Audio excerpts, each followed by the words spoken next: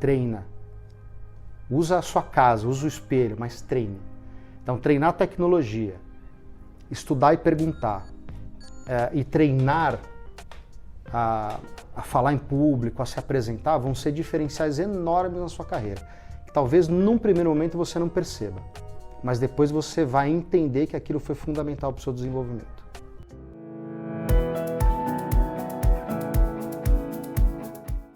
Olá pessoal, tudo bem? Bem-vindo a mais um MRCast.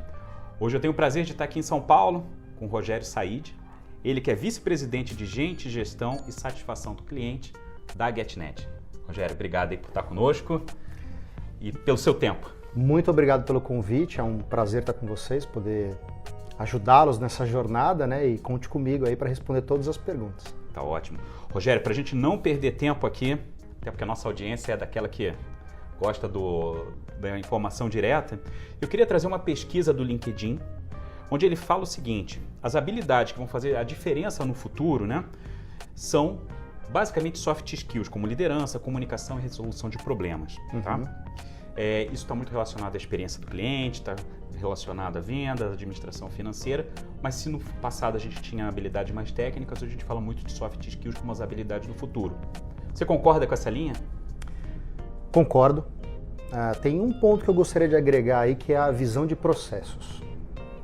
Então, obviamente que clientes é importante, obviamente que a visão de negócio é importante, mas as empresas vêm buscando cada vez mais melhorar os seus processos, seja para efeito custo, seja para efeito melhorar a venda, seja para aumentar negócios ou para expandir negócios, né? Então, você não ter uma visão de processos para o mercado futuro, ele pode te atrapalhar nessa jornada.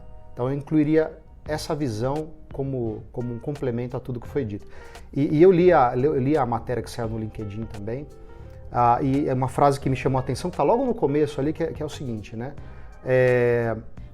Você pode fazer uma boa entrevista, se eu estiver recordando bem do texto. Você pode fazer uma boa entrevista, isso pode te ajudar a conseguir um emprego ou um trabalho. Mas se você não tiver os seus skills ou suas competências desenvolvidas, você não vai conseguir se manter por muito tempo nesse trabalho. Então, isso é muito importante para conseguir o trabalho, mas para se manter você precisa estar em contínuo desenvolvimento. Tá. E aí a gente vem falando, né, muito dessa parte da comunicação, de resolução de problemas, né? Antes você tinha, e você falou muito da visão de processos também, claro, né? Como que isso se treina? Como que as pessoas conseguem se desenvolver melhor nisso? Bom, primeiro, eu sou adepto do estudo contínuo, né? Então, eu sou psicólogo e não é porque eu sou psicólogo que eu trabalho em RH há 26 anos, mas não é porque eu sou psicólogo que eu atuarei na área clínica, né? Então, mas é meu plano futuro. Então, esse ano eu voltei a estudar psicanálise. Então, não é porque eu sou formado em psicologia que eu não vou continuar estudando. Então, para eu voltar para esse mercado, eu preciso estar em movimento. Então, para me preparar, estudar continuamente, seja uma matéria que você tem interesse ou algo novo do mercado, é fundamental. Então, a gente sabe que o nosso dia a dia é corrido, que a gente precisa ter tempo para isso, mas o que vale é disciplina. Então, tem lá os horários que você bloca a sua agenda, né? Então, você precisa ter essa disciplina. E precisa continuamente estudar. Então, eu voltei a estudar uma matéria que eu gosto, que é meu planejamento de carreira futuro, mas eu não é porque eu sou psicólogo que vou sair atuando na área, estando tanto tempo longe da área clínica. Então, eu vou voltar a estudar, são 3 anos de formação, porque eu acho que é relevante estar preparado para esse novo desafio. Então, minha primeira dica é estude continuamente sem parar e, complementar, conheça a tecnologia. É fundamental hoje em dia, conhecer tecnologia. E quando a gente fala de conhecer a tecnologia, né, a gente viu aí, pelo menos esse ano. Ano passado, logo que estava saindo daquele momento ali de pandemia, se falou muito de metaverso. Esse ano está se falando muito do inteligência artificial, né? Como é que você vê a aplicação, né? Eu sei que você não é o expert em inteligência artificial, mas vendo mais pelo lado humano, né? Como que entra a inteligência artificial? Porque é um skill novo, é uma coisa nova que aparece. E outro dia até fiz uma enquete no LinkedIn e algumas pessoas falaram que não sabiam nem o que era inteligência artificial, não sabia que era o chat GPT. eu não julgo, mas é uma coisa que está em voga, né? E principalmente hoje em dia, se as pessoas quiserem se fazer o desenvolvimento contínuo, pelo menos ter o interesse de olhar. Como é que você vê a inteligência artificial nesse, digamos assim, nesse meio? Bom, Marcelo, é um caminho sem volta, né? E cada vez mais as coisas acontecem numa velocidade cada vez maior, né? Então, o dia é o mesmo, são 24 horas, mas a velocidade é maior, seja de conhecimento que você precisa adquirir, seja na velocidade, por exemplo, de uma inteligência artificial. Até pouco tempo atrás, poucas pessoas conheciam criptomoedas. Então, você tem por trás toda uma formatação nova, quando a gente fala de moeda, e agora já é um tema mais recorrente, inclusive, com o dia a dia acontecendo sobre isso, das pessoas entendendo e investindo nisso, né? Quando a gente fala de inteligência artificial, por exemplo, na medicina os robôs já fazem operação, né, mais simples. Então, os médicos vão perder o campo? Obviamente que não, mas eles precisam conhecer como operar essas máquinas? Sim. Uma montadora de automóveis, até pouco tempo, ela era toda manual, hoje ela não é mais. Ela tem uma inteligência artificial, maquinária por trás.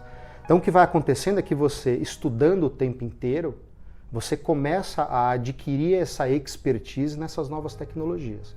É fácil? Não, parece que eu estou falando aqui que é fácil.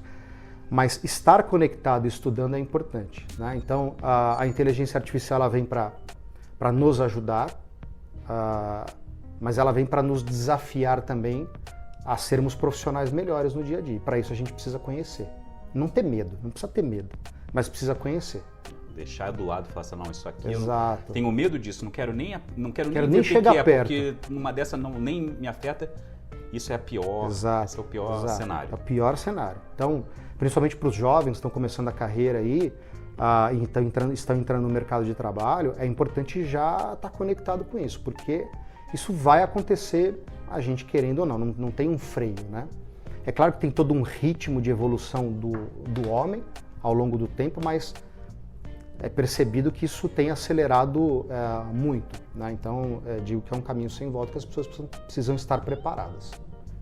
Você falou de tecnologia, você falou de planejamento de carreira, a gente falou um pouco de tecnologia agora, e e você hoje também é responsável aqui pela parte de cultura, né? Cultura empresarial, cultura da empresa, né? Quando a gente viu digamos assim, essa revolução, né, que foi a passagem muitas vezes do presencial para o 100% para o home office, e hoje a gente vê um modelo híbrido, uma das digamos, maiores dificuldades que nós vimos em muitas empresas, né, foi justamente você conseguir manter a cultura num ambiente completamente virtual. Como é que vocês fazem? Qual que é a sua visão sobre gestão de cultura, quando a gente fala de um ambiente presencial, de um ambiente híbrido, de um ambiente 100% virtual? Como é que se faz para que a cultura ela continue muito presente? Essa é uma excelente pergunta e difícil de responder, mas vamos lá, vamos explorar a pergunta aí. Primeiro, é importante a gente diferenciar cultura de clima.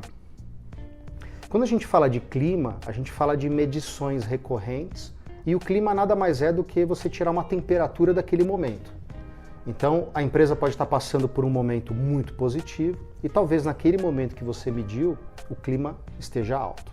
É como uma temperatura.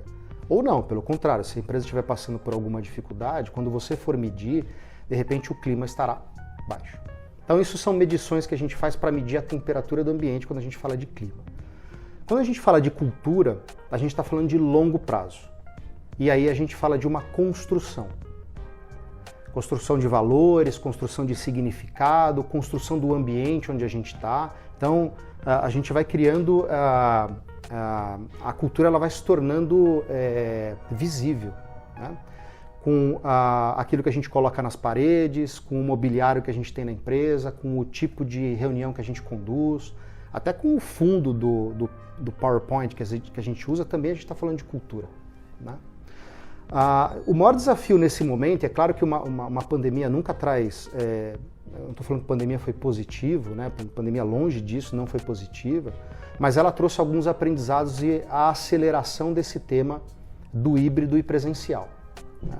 Então, hoje eu acredito no modelo híbrido, com responsabilidade. Então, o que significa isso? Que eu acredito que as pessoas precisam vir para os escritórios, porque é ali que a gente resolve problemas mais rápido, no corredor. Então, por exemplo, ontem eu estava aqui numa conversa com o CFO da companhia, a gente estava resolvendo 2, 3 casos ali num bate-papo. Se eu estou em casa todos os dias, eu vou perder essa oportunidade. E o ser humano não foi feito para não se relacionar. A gente evoluiu através do relacionamento, né?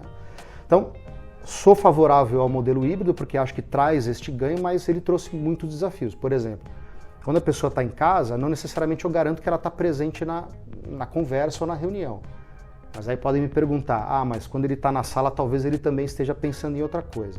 Mas é mais fácil de se conectar. Então, às vezes ele está com a tela ligada, com o celular do lado e mexendo em 3 coisas, mais a televisão ligada. Então, isso distrai e a cultura ela vai se perdendo nesse mecanismo que não funciona, que é o olho no olho, que é você pegar nas pessoas, você poder abraçar, você poder conversar e resolver problemas de forma rápida.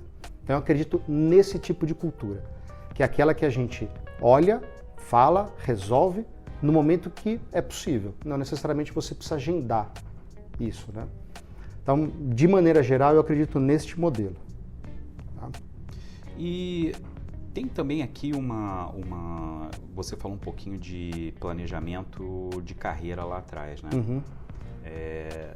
Eu vejo assim, você hoje, né, como vice-presidente aqui de uma empresa, né, como a Get, né, como a GetNet, você já planejando futuramente, né, algum passo futuro, né? Uhum.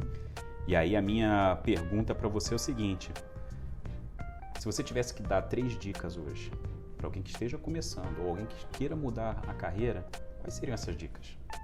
Bom, primeiro é você estudar. Então imagina que você começou num trabalho agora. Eu comecei a trabalhar com 16 anos, né? Imagina que você começou a trabalhar aqui na empresa hoje. Você tem que perguntar, você tem que conhecer a empresa. Antes de entrar, você tem que saber que tipo de empresa é, o que ela faz, quais são os valores corporativos dela, se isso tem matching com você ou não, se ela representa aquilo que você acredita. Então, isso é a primeira coisa. Segundo é você estudar sobre a empresa que você vai trabalhar. E terceiro, no dia a dia, principalmente no início, é você perguntar. Não pode ter medo de perguntar. Não pode ter medo do desconhecido. Isso precisa fazer parte da rotina. Perguntar, questionar, entender, testar. Porque só assim você vai poder se entrosar mais rápido e entregar resultado. Então, a primeira coisa é perguntar e estudar. O segundo, como eu falei anteriormente, é conhecer tecnologia. Então, e eu não estou falando nem de inteligência artificial. Como manejar ferramentas de trabalho simples, como você fazer uma planilha, por exemplo, mais complexa. Eu estou falando desse nível de tecnologia inicial, né?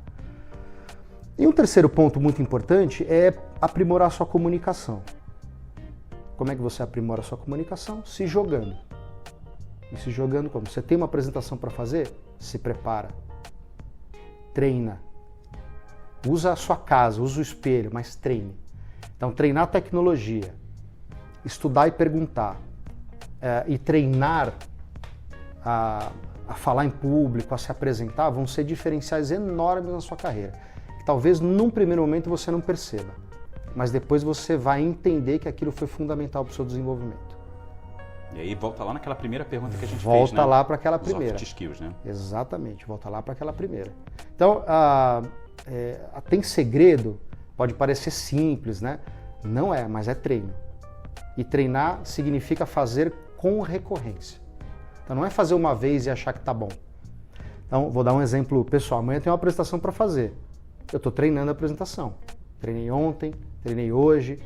Mas você já conhece o que vai ser apresentado? Já. Mas o treino me traz segurança. O treino fala assim, bom, eu já me preparei. Não vai ser uma situação inóspita, né? Não vai ser um cenário difícil. Eu já sei quem são as pessoas que vão estar na sala. Então, por mais que eu tenha certa experiência nisso, nunca vou deixar de treinar. porque é isso que me traz a segurança. Então, esse soft skill é extremamente importante para quem está começando a carreira. Agora, para quem quer mudar a carreira, primeiro você precisa saber o que você quer, né? E quais caminhos percorrer. Então, volto lá para o meu exemplo, né? Não é porque eu sou psicólogo que eu vou sair clinicando depois de 26 anos de formação. Eu vou voltar a estudar. Porque trabalhar em recursos humanos e ser um psicólogo, um psicanalista, são áreas diferentes.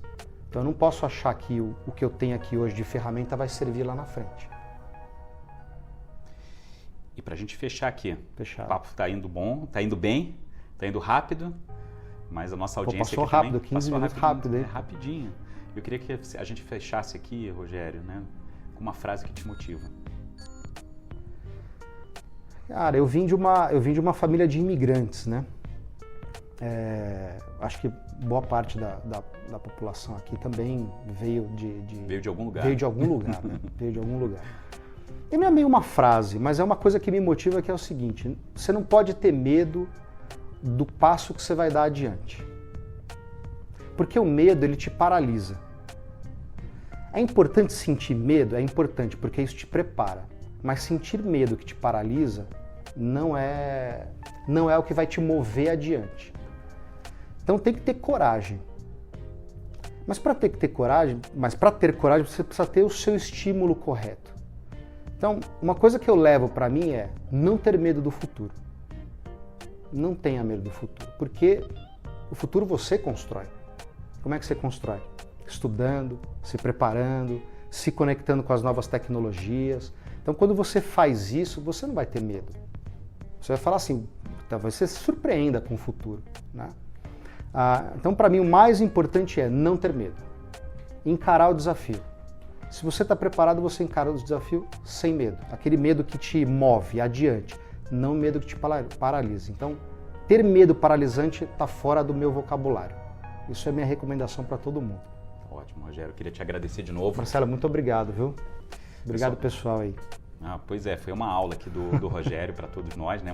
Foi curto, né? Que são os 15 minutos que a gente geralmente tem, mas a gente passou por vários temas de uma maneira muito clara, né, Rogério? Acho que a comunicação que você falou é primordial nessa hora. Total. Pessoal, queria agradecer a vocês por mais uma vez aqui conosco. A gente continua aí com nossos podcasts, trazendo qualidade, conteúdo com pessoas de grandes empresas nesse país, assim como o Rogério. Nossos dados do Rogério vão estar todos aí no podcast, para quem quiser entrar em contato. Compartilhe o vídeo, segue o nosso canal para que a gente possa também trazer mais conteúdos como esse para todos vocês, tá certo? Muito obrigado e até a próxima.